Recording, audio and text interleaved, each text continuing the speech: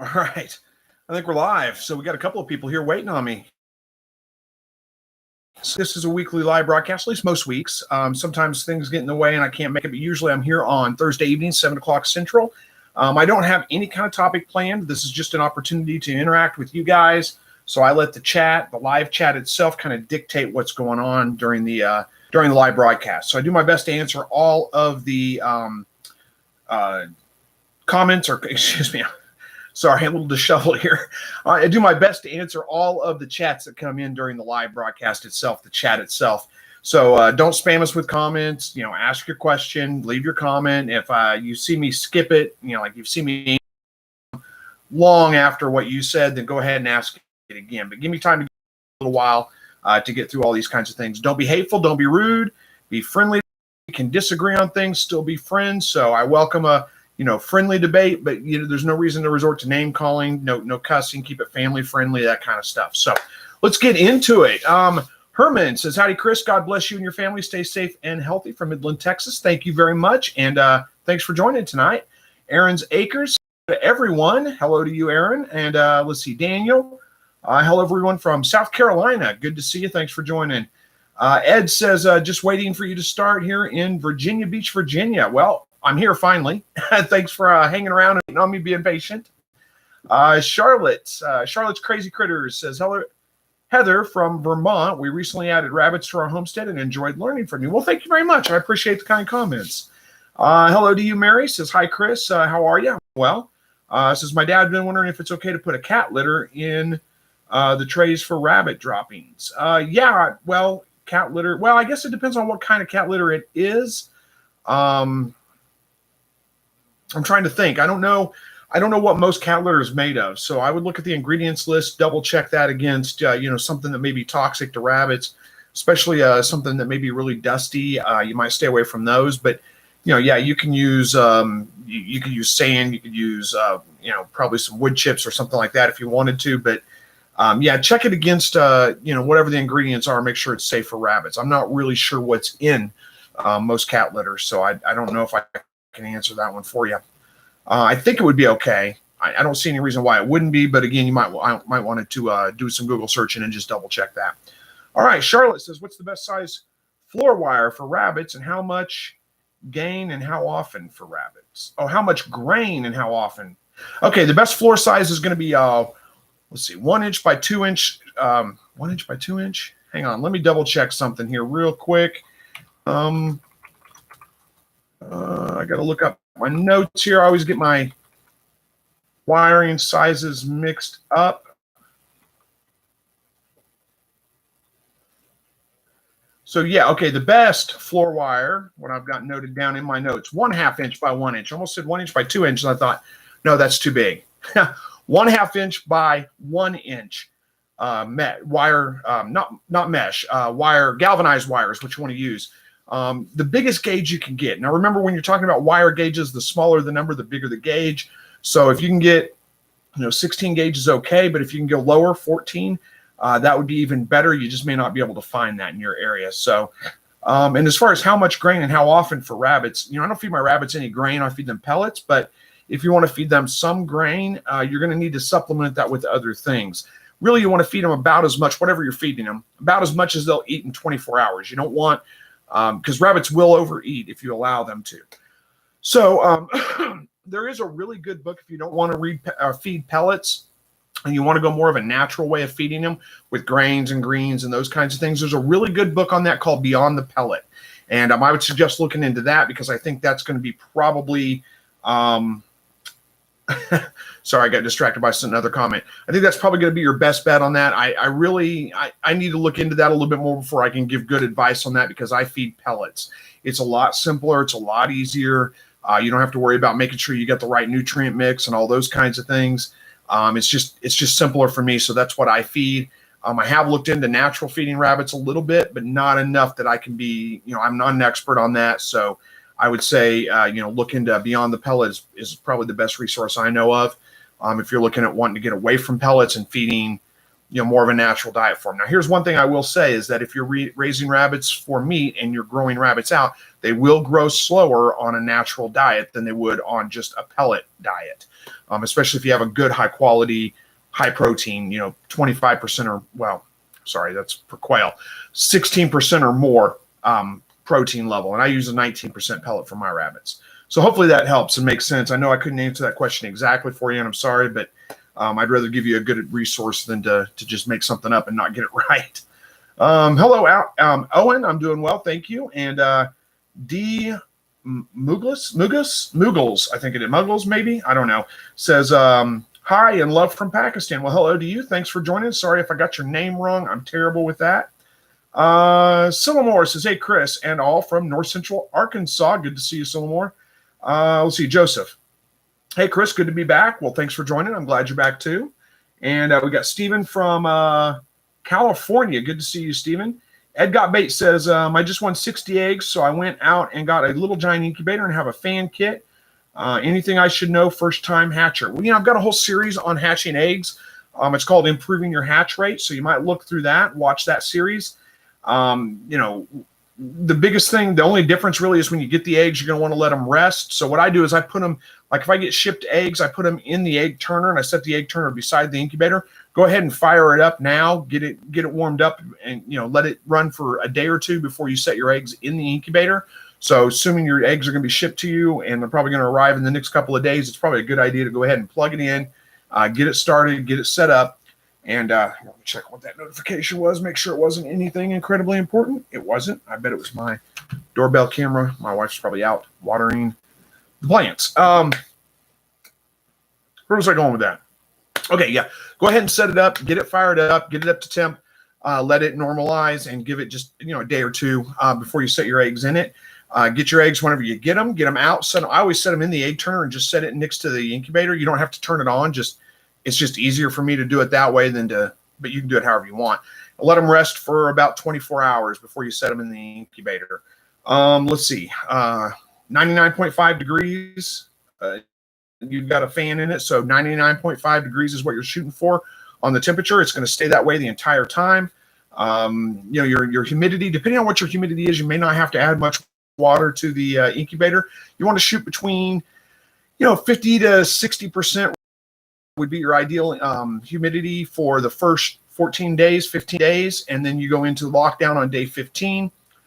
You can bump the humidity up a little bit to about 70%. Try to keep it under 80% though, and that's going to be your humidity level for lockdown. And they should start hatching on day 18, 19, somewhere right around in there. Some of them will hatch on day 17 even. So that's kind of just a quick rundown there.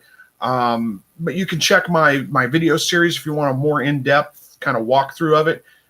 Improving your hatch rate, look for that. It's on my homepage. If you go, my homepage on YouTube, you go to my channel page, you'll see it as one of the playlists down there.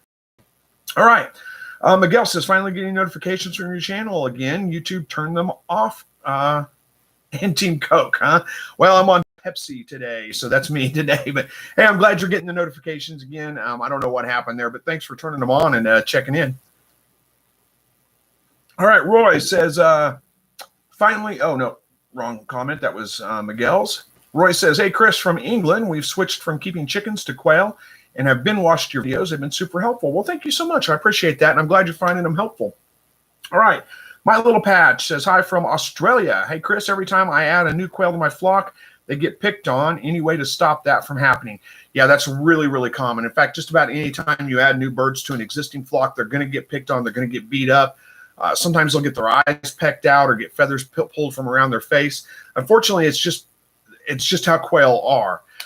Your best bet is to try not to add a small number to your flock. And whenever you do that, whenever you do add new birds, try to add a number of new birds as even possible as you can. Put them in a new situation where the cage is brand new to all of the birds, and then they won't have territory to protect that way. They're a little less likely to have as much fighting. There's still probably going to be some fighting. There's going to be some picking on them. Try to add new birds if you do in the off season when they're not laying eggs, when they're not crowing. And if you're in Australia, that should be coming up pretty quick. I think it's coming up on your winter time where it's coming up on our summertime. So, when the days drop below 12 hours a day of sunlight. The birds will stop laying eggs. They'll stop crowing. The roosters will stop crowing. The hens will stop laying eggs. So they're going to go into, they're going to have less hormones going through their body. They're not going to be nearly as aggressive as they are at other times. So that can help as well. Those are just a few tips that I have right there. If you can get young birds at 3 weeks old or so, that's a great time to add them into your flock. I've had really good success doing that and not have any problems with them fighting. But if you're getting sexually mature birds that are 6 to 8 weeks old or older, and you try to add them in, you're almost always going to get some kind of fighting and brutality there. And there's just not much of a way to prevent it, unfortunately. But those are a few tips that I have, and hopefully they can help. All right. Michael says, I put 99 quail eggs in the incubator yesterday. Any tips? Well, I don't know. There's not a whole lot to tip about. Just keep the, keep the temperature consistent, 99.5 degrees. Make sure it's not sitting in like a window, an open window where there's a breeze coming through that can affect your incubator temperature and make it fluctuate a lot. Or the same thing with an open, like a window where the shade's open and the sun's going to beat through that window part of the day on your incubator, and that can really affect it as well. So, just try to keep it in a fairly temperature stable area, and that'll help a lot with that. Other than that, like I said to, who was it? Ed, I think. Ed Got Bait. Yeah. You can go back and watch my video on how to improve your hatch rate. There's several videos there. You can go watch those. Some of that, I talk about what to do before you set the eggs. You're well past that point, of course. So you can just watch the ones on, after that point. Good luck with your hatch. I hope it goes well. Try not to fiddle with it too much, and you'll probably have a good hatch. If you don't have an egg turner, you didn't say if you had an egg turner or not. You will want to make sure you turn the eggs at least a couple of times a day, and that's as simple as just open the incubator up and kind of roll them around, not vigorously, but roll them around a little bit so that they're kind of moved around a little. Do that a couple of times a day until you go into lockdown. All right, Diego says, hey, Chris, I got some pure California and some New Zealand, and I have a Flemish New Zealand. Do you think it's a good meat rabbit? I have not had good luck with Flemish. They're not bad meat rabbits, but what I've had problems with is they grow out incredibly slow, and they don't have as good of a bone-to-meat ratio as some of the other breeds of rabbits, like pure New Zealands or pure Californias. So I don't really like the Flemish giant bloodlines myself, and I try to avoid them. It's going to do okay for you. I mean, it's nothing that's going to be the end of the world. You're still going to get meat rabbits out of them. They're still going to be fine. But if you can get to like a pure New Zealand and a pure California, make good breeding pairs, in my opinion. But I would try to stay away from Flemish blood in time in the future. Katrina says, hey, from Gilroy, California. Hello to you, Katrina. Bobby says, hello from Arkansas. Glad I got to catch this one. Hey, thanks for joining, Bobby. I'm glad you're here too. Joseph, what is the average weight for your quail when you butcher them? Mine will be 8 weeks old next Wednesday. They weighed in today for an average of 8 ounces. I think mine are probably closer to about, 10 to 11 ounces, somewhere right around in there. I don't usually weigh them though. But my birds, I have got jumbo birds, and they do typically weigh out a little bit heavier than 8 ounces. Usually somewhere around 12 ounces, I think, is probably pretty common on that. Happy Wife Acres says, we're adding quail to the homestead. What do you do with yours in the winter? We're in Southwest Ohio, similar to your client. I don't do anything with them. They stay outside. The only difficult part about wintertime is watering them, because I have to, when it's below freezing, I have to carry water out to them a couple of times a day. And I will say at that point, you want to get a container similar to what I use for my feeders, if you've seen those. Basically, it's a Tupperware style container, and I put a lid on it, cut some holes where they can stick their heads through to get the water. If you leave it open where they have access, like a bowl or a crock or something like that, then they'll tend to get in the water. They'll walk on it. They'll defecate in it. It'll get all kinds of nasty. So it's better to use something that you can kind of cover like that to, just let them stick their heads through and get a drink out of there. I have to take water out to them a couple of times a day, but as long as they have a wind block, they have a part of the cage where they can get to and get out of the wind, they're going to be fine. You don't need to worry about it. They're incredibly cold hardy. All right. Katrina says, I've been doing the raw quail eggs in orange juice. Added a banana too with an immersion blender for 3 days now. It's good. Can't even tell the eggs are in there. Not slimy, just a little more frothy. Yeah, I bet they are. there is some good evidence that raw quail eggs can provide some healing factors for numerous different things, from blood pressure, diabetes. I mean, all kinds of things. I did a video on that. Golly, it's probably been a couple of years now. But there's some good evidence that they actually have some very good healing properties, but they've got to be taken raw. So that's a good way to do it. All right, Diego says, Happy Wife Acres, you should add a light. They should get 14 hours a day every day to get eggs. Well, that's true. Yeah. If you want eggs in the wintertime, add a light and get them up to 14 hours a day of light, and you will continue to get eggs. Now, I usually see that even with adding light, of course, I'm using a solar light. So, on the shortest days of winter, usually, mid to late December, probably late December through about the end of January, my egg production really drops off even with the solar light. But I think a lot of that's because there's not enough daylight to charge the battery up enough to get enough light out of the solar light. But I may be wrong on that. So, but anyway, still, you can get eggs for a long time. If you just add light, give them up to 14 hours a day of light, they'll continue to lay eggs long into the winter, maybe even all winter long. All right, Aaron's Acres says, Chris, on quail cages and the egg rollouts, couldn't a small animal get under there and kill my birds if they were outside? Well, it depends. Depends on how big your opening is for your quail eggs. But yeah, there's a good chance that what I would worry about there would be snakes, rats maybe, but I don't know if that's as big of an issue, but snakes definitely. Depending on how big that is, I mean, an opening that big, a pretty decent sized snake could get through there. So that is a concern for sure. I did cages one time with egg rollouts, and I didn't like them. Let me grab a drink here.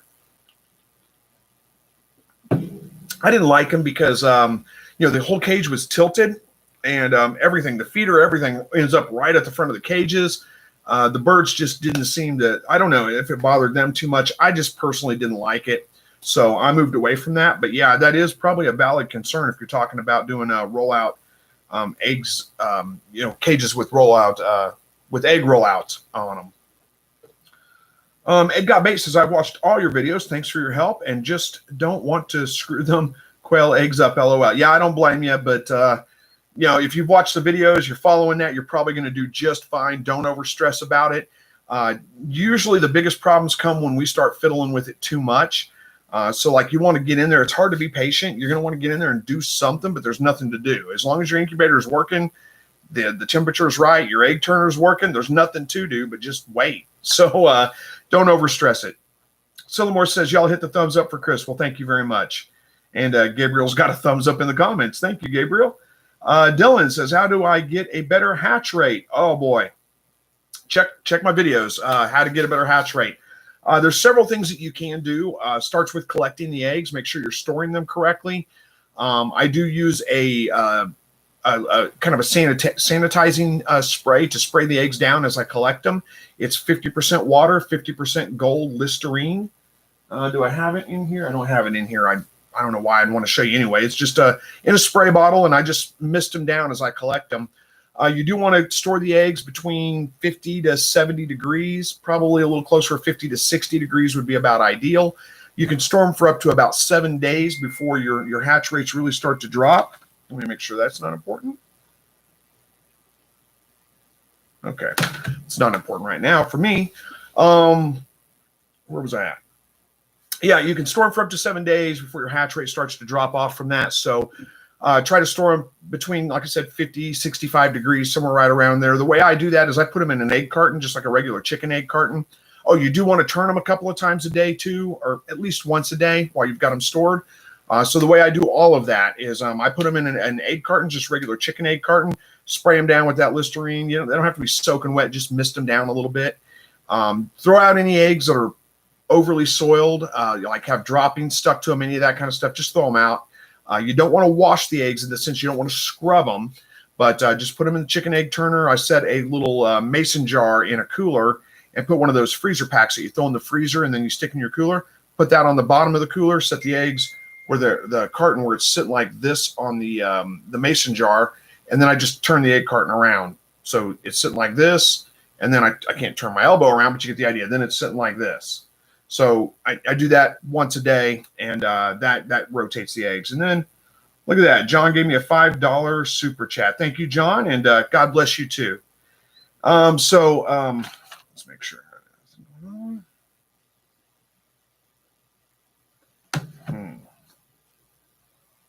Okay.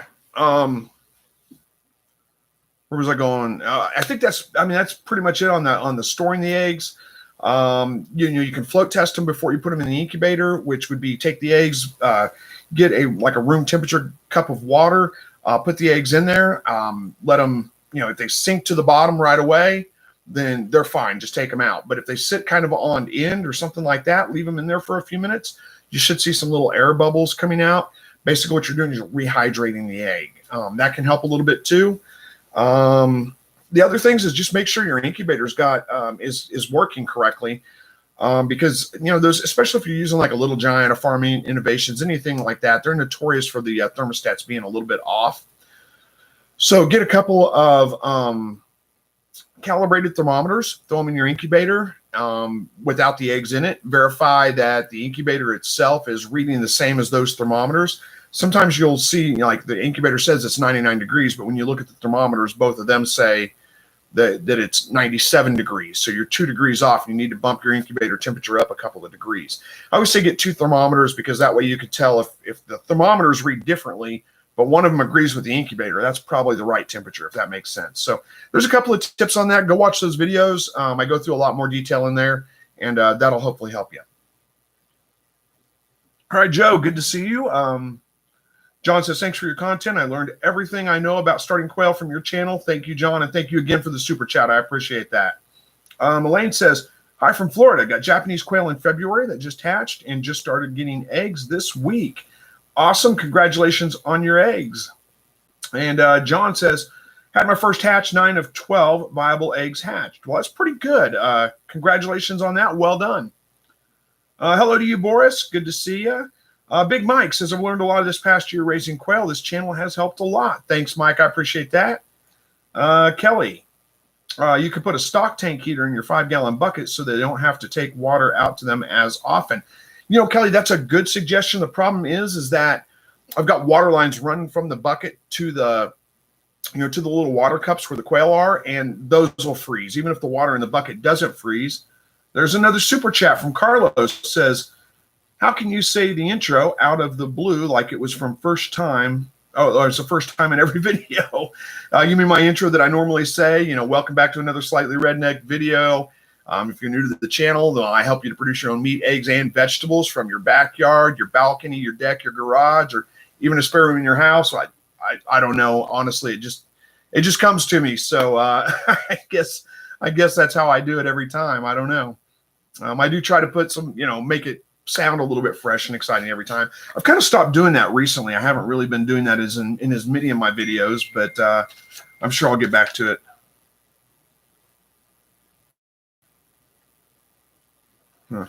Okay.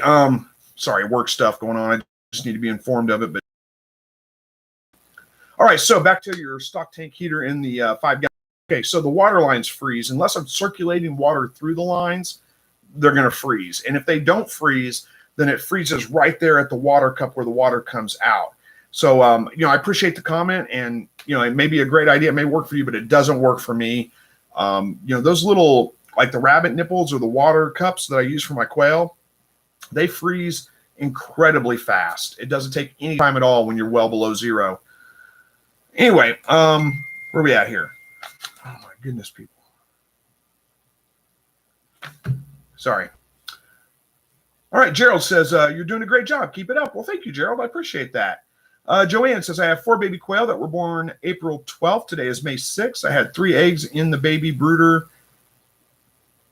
Is that normal? They were born April 12th and May 6th. No, that's not. You're saying they laid eggs in the brooder box? So April 12th to May 6th is like not even quite a month old. No, that's not normal at all. That's way overachieving. That's strange. I wonder if somebody's playing a trick on you, maybe. I don't know. Michael says, I was thinking about building a large cabinet incubator. Have you ever thought about building an incubator? I toyed with the idea for a little while. I think there's a pretty good instructional video on Caternix Corner that on building an incubator. I kind of toyed with the idea for a little while, and then I just decided to just buy one, and I didn't build one. But I think he's got pretty good instructions on how to build an incubator. I remember the last time I was on there live with him, somebody was talking about his incubator building video. So you might go check there and see. Jupiter, good to see you. Says, just stop by to leave a thumbs up and hope you and the family are doing well. And hopefully get all the flooring finished. Have a great night. Thank you, Jupiter. I appreciate that. Yeah, still working on the flooring. I have the hardest part done, which is the living room, dining room, and hallway. It all kind of flows together right there. So that was the hardest part for sure. It's done, but yeah, still got quite a bit more to do. Big Mike says 1 week old quail will kill 3-day-old quail. Different hatch dates, brood them separately. Yeah, I could see that. 1 day old. I don't know that I've ever tried to mix 1 day old quail in with older birds, but yeah, I could see that, whether they do it intentionally or just trample them unintentionally. It is probably best to brood those separately. Now, I have had really good results moving 3-week-old birds in with older birds and not having any problems there. But I haven't tried to mix younger birds like that, 1 day old and 1 week old or anything. Gina says, hey, Chris, good evening. What age is best to dispatch rabbits? I go more by weight than I do by age, but generally I try to get it done between 8 to 12 weeks old. Usually 5 pounds is kind of what I'm shooting for with the rabbit weight. So if it takes 8 weeks to get there and I, good bloodlines, then it's 8 weeks old. My current rabbits grow out a little bit slower than that, so it usually takes them closer to 12 weeks. So I usually wait till about 12 weeks to go ahead and dispatch them at that point. All right, Joseph says, how are we doing on time here? 7:25, 25 minutes in. Joseph says, our Cornish chickens will be ready to butcher next week. We used to use Ziploc freezer bags to keep them in, but always have problems with freezer burn. Have you ever used shrink wrap bags? I tried shrink wrap bags last year. They did okay. I really didn't like them, so I went back to using, did I get another super chat? Yeah, I did, from Sillamore. Sorry, Sillamore, I lost that. He said, just because you rock, $5 super chat. Thank you, Sillamore. I appreciate that. I went back to using a vacuum sealer on my chickens. I thought I had some shrink wrap bags around here. I had a hard time getting the shrink wrap bags to shrink wrap very well. They just didn't seem to want to shrink up a lot. They were okay. It worked, but it wasn't as good as what I like with the Big Mike says shrink wrap bags work great. So maybe it was a kind of God. I don't know. I just find the vacuum sealer does a better job for me. Daniel says, how do you find an aggressive bird when it isn't being aggressive while you're watching? It keeps focusing on attacking specific birds until they peck down to the meat of the neck and head. Yeah, that can be tricky for sure. If you have the ability, you can install a camera, and check back on the footage or something like that, or just try to stand back at a distance and watch them for a while. Chances are you're gonna be able to see it happening pretty quick. Watch the bird that's being picked on and see how it goes to, when it gets around other birds, it'll usually want to avoid the bird that's doing the most damage to them. But yeah, I don't have any great tricks for that. I just, patience and watching for a long time. If it's that bad, you should be able to figure it out though, I would think. Withrow says, how do you keep rabbits from tipping the water bowls over? Well, I don't water them in bowls. I water them with rabbit nipples, but I do in the wintertime water with bowls. I don't have big problems with them tipping them over unless they're pretty much empty anyway. So I don't, you could wire it to the side of the cage. That would be that would be the quickest, easiest thing I could think of. Just wrap a piece of wire around the bowl and hook it to the side of the cage so they can't just easily tip it over. If you poke a hole in it real high maybe and stick a piece of wire through there and wire it to the side of the cage, that would help too. But I haven't had real problems with them doing that. So those are my first thoughts and my best ideas right off the top of my head on how to keep them from tipping it over. All right, Jamie says, I had one of my buck rabbits get out, almost caught him yesterday evening. This afternoon, I put out a live trap with some food in it. Any suggestions on a good way to catch him? I think a live trap is probably your best bet. You almost caught him the other day. I don't know if I think a live trap's probably your best bet. So I think you're on the right track with that. The problem with rabbits is that I wouldn't try to chase him down and catch him too much, because they can really suffer from stress. If you get them wound up and running from you, you're chasing that rabbit down trying to catch him, there's a good chance that he might have a heart attack or something. That's really a problem with rabbits. They can suffer from that pretty easily. So I think your best bet is the live trap. Chances are he's going to want to come to it. Sprinkle maybe a little bit of his food, his pellets, or whatever he's used to eating, outside the cage. Leave some of them in it, inside, or the trap, I should say. You may have to give him a day or two to get, hungry enough and brave enough to go in and get him, but chances are you'll catch him in there. All right, Brody says, hi, Chris. We've had our quail for about a month, moved them once, but have been in the same cage for almost 3 weeks. They still aren't laying eggs. I feed 30% protein game bird starter. Well, I don't know how old your birds are. I'm assuming they're old enough to lay, but if not, you may just have to wait a little bit longer. The other thing is, we're just now getting there to where the days are getting long enough to get them to lay eggs on a regular basis. So if you don't have any external light on there and you're not providing any external light, chances are you're not going to get a lot of eggs for another week or two. You're going to have to give them just some time to get going. Excuse me, let me grab a drink there. It takes quail, a couple of weeks once the days get to 14 hours a day to really start laying again. So, again, the days are like today. Let's see, what time is it? 7:30. So the sun came up, this morning like 6:15-ish, 6:30 roughly. So we're going on probably about 12 hours a day, 12 and a half hours a day of sunlight. We're getting close to that 14 hours a day, but it's still like my hutch that I've got 2 hutches out there. I've got one that has a light that comes on in the morning. The other one doesn't. The one that has a light that comes on in the morning, a couple hours before sunrise, I'm getting an egg a day out of every one of those birds every day. The one that doesn't have a light on it, I get a couple of eggs a week out of that hutch, maybe. Sometimes they go for a week without laying, and that's been that way for the last 2 or 3 weeks. Before that, I wasn't getting any eggs out of it. So it's, it's normal. It's nothing to worry about. Add some external light if you want to bump up, give them a couple of extra hours of daylight or of light a day, and you'll probably start getting eggs, within a week or two.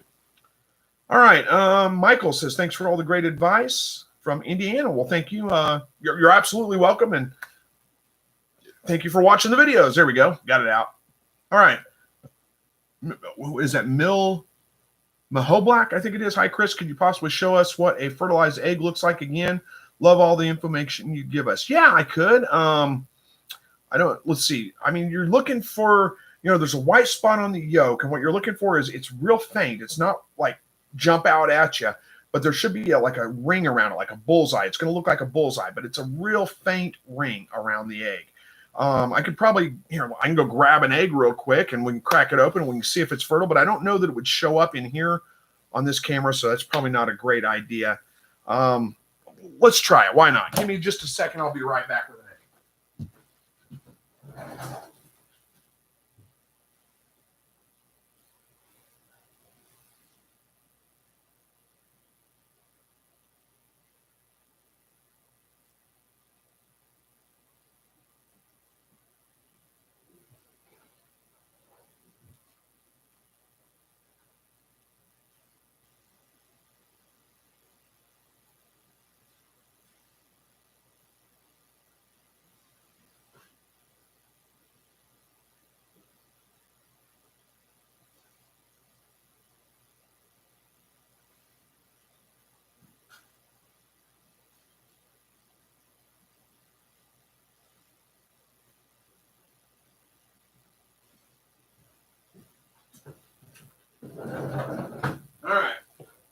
All right. Sorry. Leave you guys just hanging there for a minute here. Again, I don't know that this is going to show up at all. It's just really hard to see. I got 2 eggs cracked in here. And one of them, let's see if that's going to, boy, that's blurry, isn't it? Focus right here. Let's see if I can get it to focus. Let's see. That's probably not going to show up, but you might be able to see, oh, I can't do this on camera. There's a little white spot on that egg right there. And there's just a really faint ring around it. I mean, it's not very dark at all. It's really hard to see. I can't hardly, it's one of those things that you'll probably know it when you see it. And if you're in doubt, just incubate your eggs. See if they hatch. This one's actually, I think, easier to see, the little one. Here, let me try this again.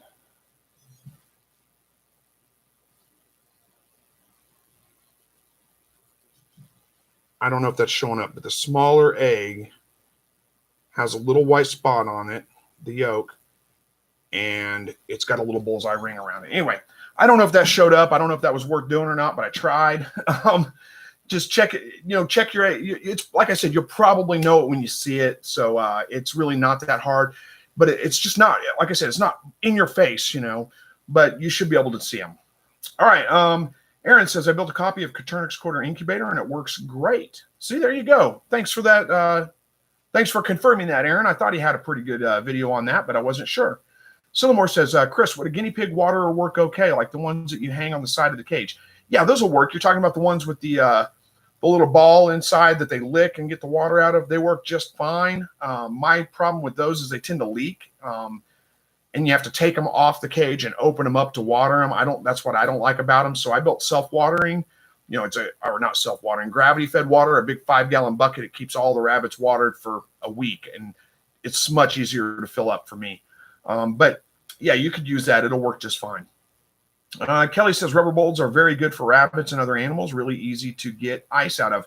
I agree, Kelly. That's the way to go in the wintertime, is use rubber Crocs for your rabbits, because like you said, you can just knock the ice out of them, and they're great.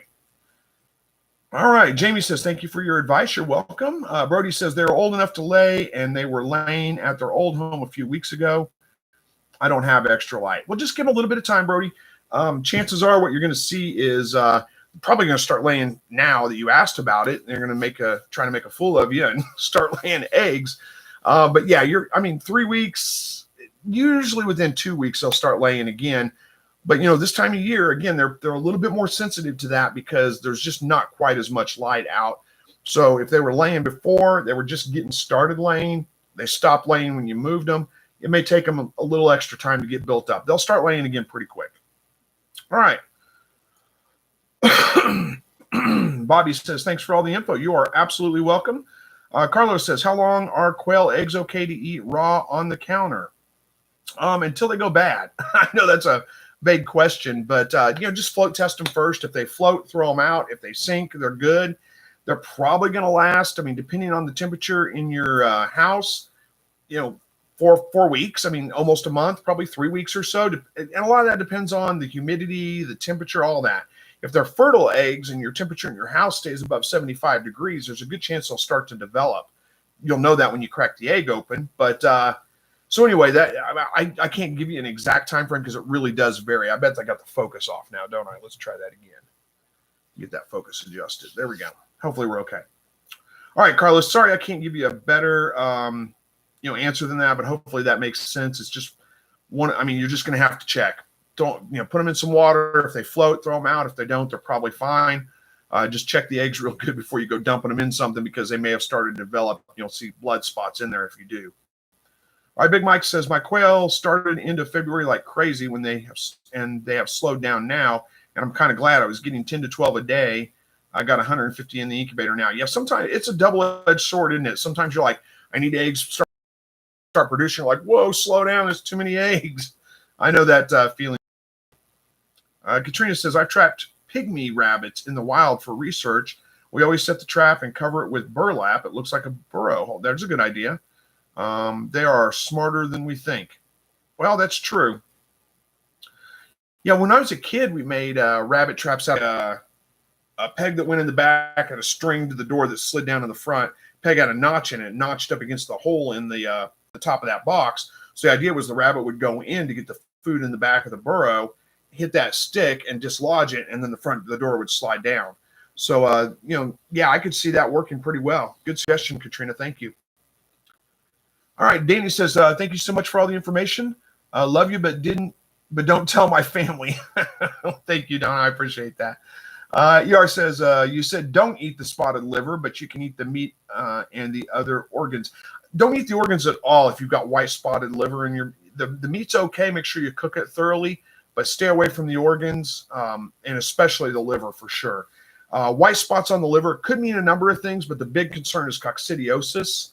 which is a parasite basically that rabbits, other animals can, pretty much any animal, I guess, can be prone to. So, yeah, stay away from the organ meat for sure. All right, where are we at here? Bobby says, question, what does it mean when a quail hen makes a long keen sound? Most of the time they just sound like crickets. Good question. I'm not sure. I don't know exactly what that means. I'm sure there's some kind of meaning. It's either congregate together like turkeys do sometimes, or maybe it's a, stressed out call, or I don't know exactly what that means. I don't study them that closely I hear different sounds coming from the quail hutches sometimes. I don't know what the different sounds mean. I'm sure somebody does, but I'm sorry I can't answer that one for you. Sabrina says, how to get my quail fat for good meat. The longest you can, or the best you can, is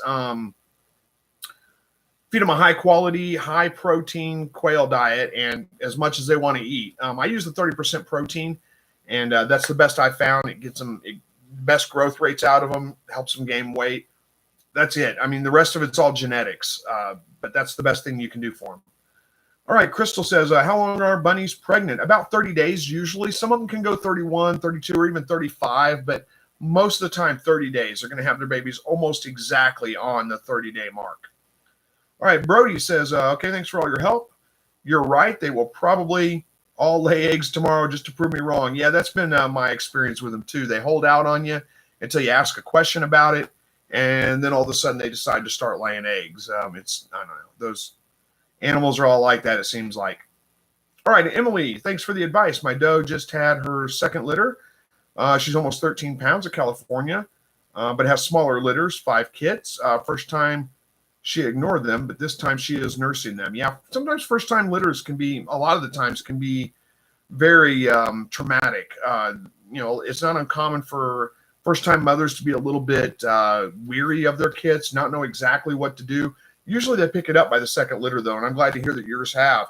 Five baby rabbits isn't bad. I mean, that's not a great big litter, but it's a manageable one, so it's not bad. There's nothing wrong with that.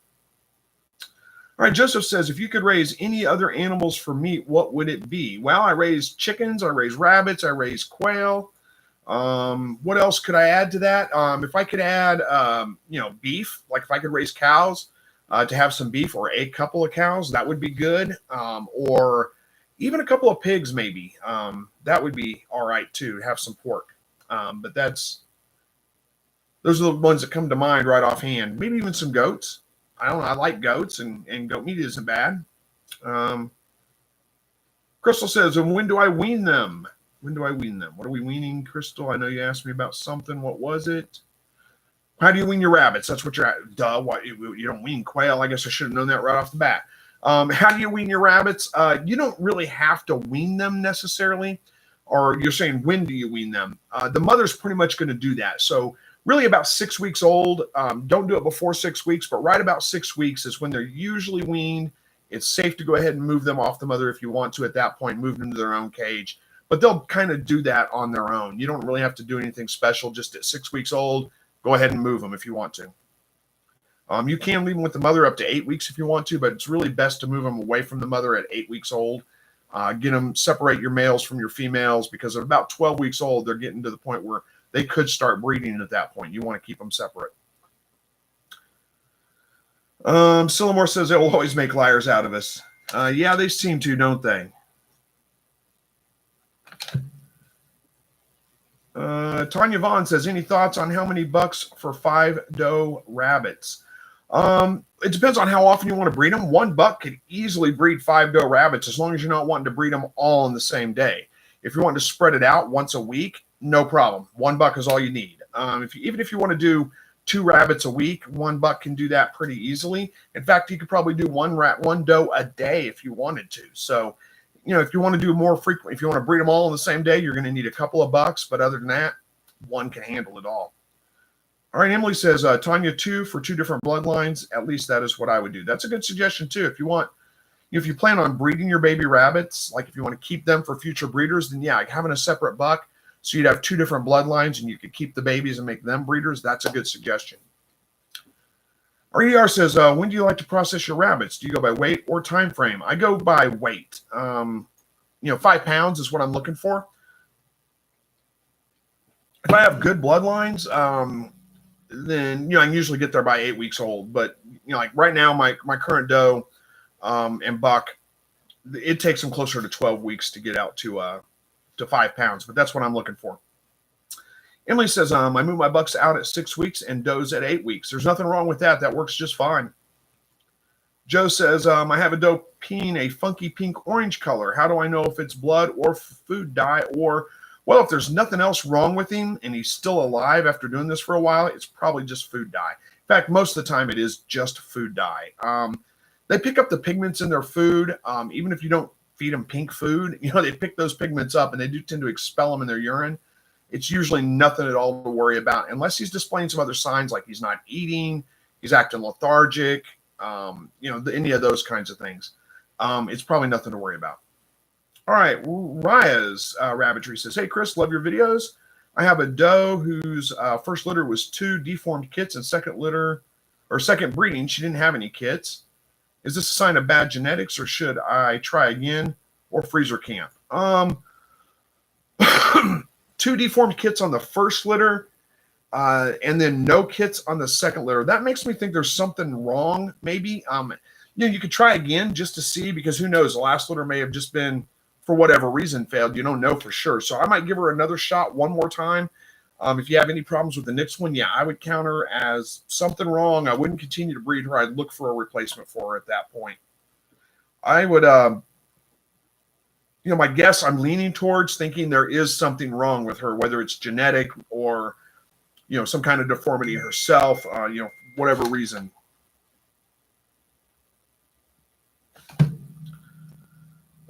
Joseph says, I have to head out. Crystal says, okay, thank you. You're very welcome. Joseph says, I have to head out. Date night with my wife tonight. It's been fun. Looking forward to the next one.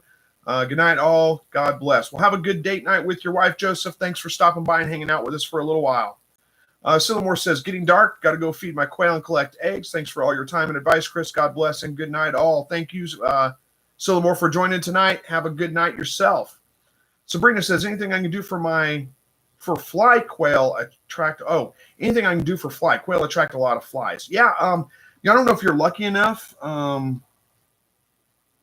don't know if you're lucky enough to have black soldier flies in your area, but what I usually find in the summertime is black soldier flies tend to move into my, underneath my quail hutches into the manure pile. They lay their eggs there, and then I have black soldier fly larvae there, and that really cuts down on the flies. They do a great, they eat, I guess they eat the fly eggs. I don't know, but I hardly ever see any flies there. It's just the black soldier fly larva, and it does a great, fantastic. So, if you don't have black soldier fly, you might look into fly predators. You can actually order those online. I've seen some people have some really good results with that. I haven't personally tried them, but I think that's what I would do if I had a big fly problem, would be fly predators. They should do a good job of keeping them in check. There we go. Thank you for your advice. It's been something I've never seen before. What did I give you advice on? I forgot already. Where are you? Oh, yeah. No problem. You're welcome. The deformed rabbits. Yeah, you're welcome. Sorry. Big Mike says, figured out the 1/2-inch hardware cloth on the bottom of the brooder is too big. They get their feet stuck. Really, I use 1/2-inch, and I don't have any problems with that. With 1/4-inch, you have problems with the droppings getting on them, but I don't have any problems with 1/2-inch getting their feet stuck. But yeah, if you need to switch it out, because you definitely don't want your animals to be in pain or to have problems. 1/2-inch works great for me, but that may not be the same for everybody's birds. All right, we're at 48 minutes in. It looks like the chat has slowed down. We got a couple more coming in. There's when Brody says, any thoughts on satin rabbits? Just bought a doe and she's proven.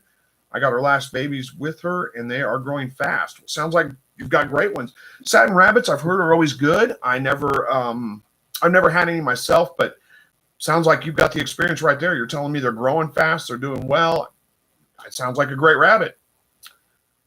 Emily says 1/4-inch was horrible. And Mike says, I just put puppy pads on the bottom. That sounds like it. Emily says, oh, wait, for rabbits it was. Yeah, it would be bad for rabbits for sure. And Crystal says, how do I keep flies off my doe? really, if you're having flies on your dough, makes me wonder if she's got some kind of wound or something like that. Usually flies are not, unless you're talking about like bot flies or something like that. That's a good question. I don't have problems with that. So, sorry, got work text coming in. Where was I going with that?